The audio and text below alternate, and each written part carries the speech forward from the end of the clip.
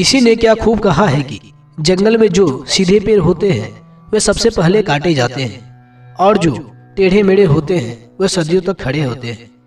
एक बच्चा अपने पिता के साथ एक जंगल में घूमने के लिए जाता है और दूर से देखता है कि एक शेर एक हिरण का शिकार कर रहा था। उस बच्चे के मन में ये दृश्य देखकर एक करुणा का भाव उदय होता है। वे अपने पिता से कहता है कि पिताजी, ये हिरण तो कमजोर है और वे शेर उसको खा रहा है। हमें उसकी सहायता करनी चाहिए, हमें उसे बचाना चाहिए। ये सुनकर पिता कहते हैं, लेकिन वे शेर भी तो भूखा है। अगर तुम हिरण को बचाओगे तो तुम शेर के लिए बुरे बन जाओगे। तो इस परिस्थिति में तुम क्या कर सकते? अब ये बात हम सब के लिए सोचने वाली है कि एक जगह जहां हम किसी का फायदा कर रहे होते हैं, वहीं दूसरी जगह किसी का नुकसान कर रहे होते हैं।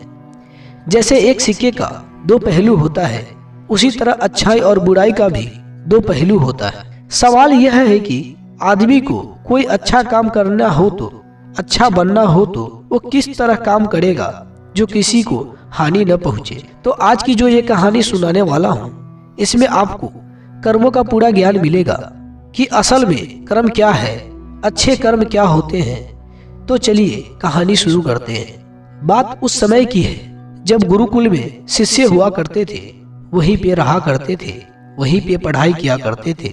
वहीं पे एक दीपक नाम का एक युवक गुरुकुल में पढ़ाई करने के लिए जाते हैं। उसके माता पिता बचपन में ही गुरुकुल में भेज देते हैं। गुरुकुल में जाने के बाद सालों तक वे अपने संगी साथियों के साथ वहीं पे अच्छी तरह शिक्षा ग्रहण करता है। उसे वहाँ पे जीवन का सिद्धांत सिखाया जाता है। उनमें से एक सिद्धांत ये सिखाया जाता है कि हमेशा भलाई का काम करो, अच्छाई का काम करो, सबकी मदद करो। ये ज्ञान दीपक के दिमाग में बड़े गहरे से बैठ गया था। इसीलिए वे जब गुरुकुल से वापस घर लौटा तो वे गांव में सबकी मदद करता था।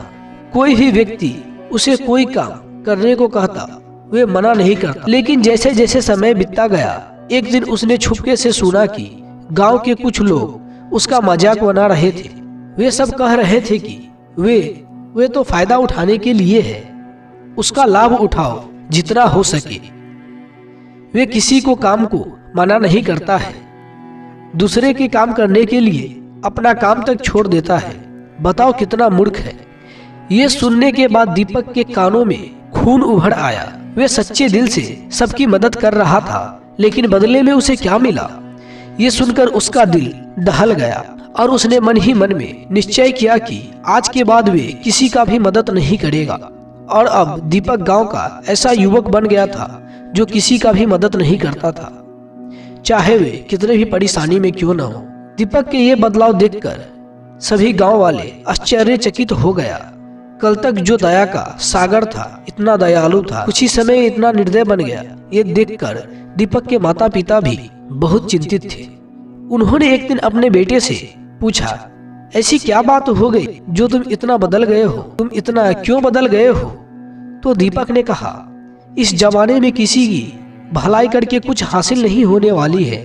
ये बात मैं महसूस कर चुका हूँ।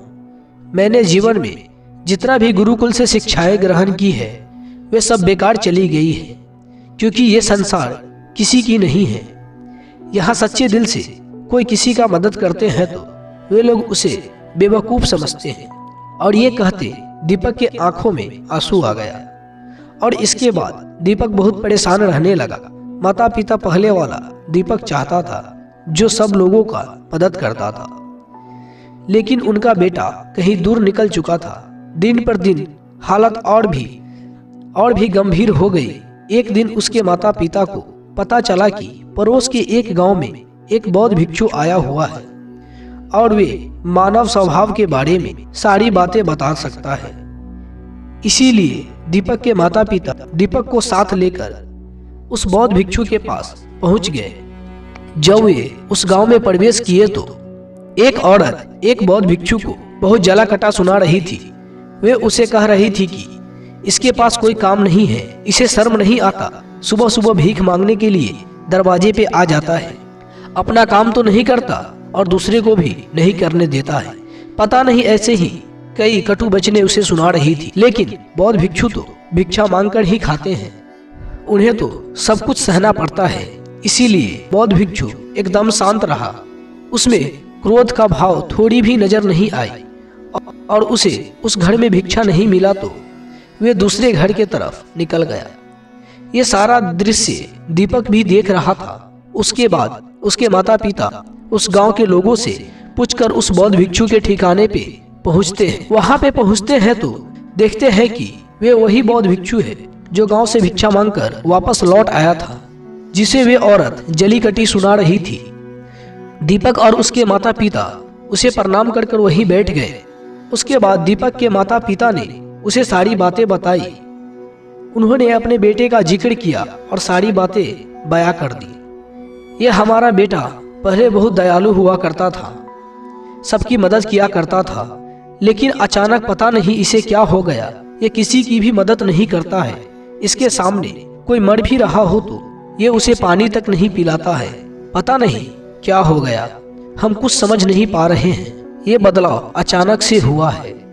इससे पहले कि वे बौद्ध भिक्षु कुछ जवाब देते, वे औरत जो गांव में उसे जली कटी सुना रही थी, वे अपने बेटे को लेकर वहीं पहुंच गए और हाथ जोड़कर भिक्षु से प्रार्थना करने लगी कि मेरा बेटा बहुत बीमार है, अचानक से इसे बुखार आ गया है और गांव के लोगों ने बताया है कि आप ही इसकी मदद कर सकते हैं। कृपया करके मेरे बेटे को ठीक कर दें।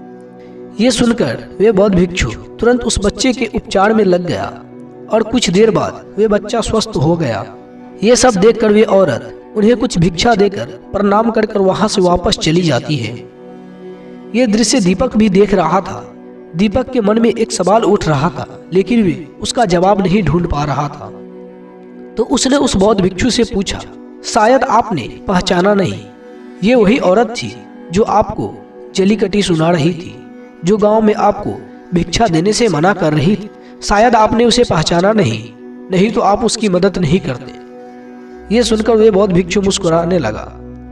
उसके बाद वे बौद्ध भिक्षु दीपक को बताता है कि दूसरे की अच्छाई करने में कुछ अवस्थाएं में दुख भी मिलती है, लेकिन तुम कर्मों के सिद्धांत समझ लेते हो तो अच्छाई और बुराई इसके सारे भेद तुम्हारे मन से स्पष्ट हो जाते हैं। मैं भली भांति जानता था कि ये वही औरत है, लेकिन मैंने बिना कोई भेदभाव रखे हुए वही किया जो मेरा कर्तव्य था। जब आप किसी की भलाई और अच्छाई बिना किसी लालच के करते हो तो, बिना किसी बदले के करते हो तो वही अच्छाई होती है। लेकिन अक्सर हम लोग जब भी किसी के मदद करते हैं तो हमारे मन में यही भावना बन जाती है कि बदले में वे इंसान भी मेरी मदद करे, लेकिन ज़रूरत पड़ने पर जब वे हमारी सहायता नहीं करता है तो हमें दुख होता है। इसीलिए किसी भी इंसान के साथ बिना कुछ पाने के भाव से उसका भला करो और उतना ही भला करो जितना तुम्हारा सामर्थ्य है, तुम्हारी आर्थिक और शारीरिक क्षमता है, ताकि कल को वे इंसान बुरा व्यवहार भी करता है तो तुम्हें उसका खेद न हो, तुम्हें पश्चातावा न हो कि मैंने तो इसके लिए इतना कुछ किया है, अब ये मेरे साथ ऐसा व्यवहार कर रहा है। इसलिए किसी का इतना ही भला करो जितने की सह सकते हो। दूसरी बात, किसी दूसरे परिवार के झगड़े के बीच में तुम कभी मत पड़ना, क्योंकि अगर पति पत्नी आपस में लड़ाई कर रही है और पति अपने पत्नी को पीट रहा है, वे औरत को बचाने के लिए पहुंच जाते हो, तो भाई तुम इस औरत को क्यों पीट रहे हो? तो ऐसा करना तुमको संकट में डाल सकता है, क्योंकि वही औरत तुमसे यह कह सकता है कि यह हमारा आपस का मामला है, तुम कौन होते हो, तुम्हें इससे क्या लेना देना है, और इसका तुम्हारे पास कोई जवाब नहीं होगा। इसलिए दूसरे के झगड़े में भी कभी मत पड़ना। तीसरी बात, अपने विवेक का इस्तेमाल कर अपनी आंखें खोलकर देखो कि किसे वास्तव में मदद की जरूरत है और कौन ढोंग कर रहा है, क्योंकि अक्सर दया के पात्र होने के लिए दिखावा करके आपको बेवकूफ बनाकर आपसे मदद ले लेता है। जैसे कि आज के युगों में हम बहुत सारे जगहों पे देखते हैं कि बसों पे, रेलवे स्टेशनों पे कि बहुत सारे छोटे छोटे बच्चे भीख मांग रहे होते हैं। अब उसमें भी दो स्थितियां पैदा होती है। अगर आप उनको भीख देते हैं आप भीख मांगने के बढ़ावा देते हैं। अगर आप भीख नहीं देते हैं तो हो सके वे बच्चे शायद आज खाना भी न खा सके। इसीलिए ऐसे स्थितियों में आपको अपने विवेक का इस्तेमाल करना चाहिए। आप उसे पैसे देने की जगह खाना खिला सकते हैं या कुछ किताबें दिला सकते हैं। इसीलिए सही तरीके से मदद करने के लिए विवेक का भी होना बहुत जरूरी है, वरना तो आपके धन के दुरुपयोग हो सकता है। और एक बात जो समझने की है कि किसी की भलाई ही करनी है तो खुद का भलाई करो, क्योंकि तो तुम खुद बदल गए तो पूरा जमाना अपने आप ही बदल जाएगा। इसलिए कहीं जाने आपने अपने मन में ये भ्रम तो नहीं बना रखा है कि मैं तो अच्छा इंसान हूँ और मैं दूसरों की मदद करता हूँ, तो ये तुम्हारा अहंकार का रूप है। इंसान कभी भी आखिर तक पूर्ण नहीं होता, और जो अपने आप को पूर्ण समझता है वे धोखे में है। इसलिए दूसरे को बदलने की जगह खुद पे ध्यान, और इसीलिए आपको भीड़ में अकेला रहना सीखना होगा। आप सबके साथ तो होंगे, आप सबके उपस्थिति में होंगे, लेकिन अंदर से आप एकांत हैं, अंदर से आप शांत हैं, अंदर से आप मौन हैं। जब आप अपने एकांत को देख लेते हैं तो आपकी अंदर यात्रा चालू हो जाती है, और अपने अंदर के एकांत का आनंद उठाने के लिए आपको ध्यान में उतरना होगा, ध्यान को वक्त देना होगा। उसके बाद आप पाएंगे कि अंदर के एकांत के समान आनंद में है, इस दुनिया के किसी भोग में नहीं है, किसी वस्तु में नहीं है, किसी वासना में नहीं है। नदी के किनारे पे पड़ा हुआ छोटा सा पत्थर भी उस नदी के भाव से कटकर बहुत मुलायम हो जाता है, उसमें कोई दरार, कोई कोना नहीं बसता। उसी तरह ध्यान के निरंतर भाव में बहने से उसी तरह निर्मल हो जाता है, जिसके बाद हम किसी भी चीज को महसूस कर सकते हैं, जिसके बाद हम वर्तमान के मतलब समझ सकते हैं, जिसके बाद हमारे अंदर करुणा का उदय हो सकता है। वे करुणा जो किसी विषय वस्तु में पूरी नहीं होती है। आज इसीलिए दोस्तों आज से ही अपनी अंतर यात्रा चालू कर दें, अपने जीवन में आनंद को पहचाने, क्योंकि इंसान की जिंदगी बहुत छोटी होती है।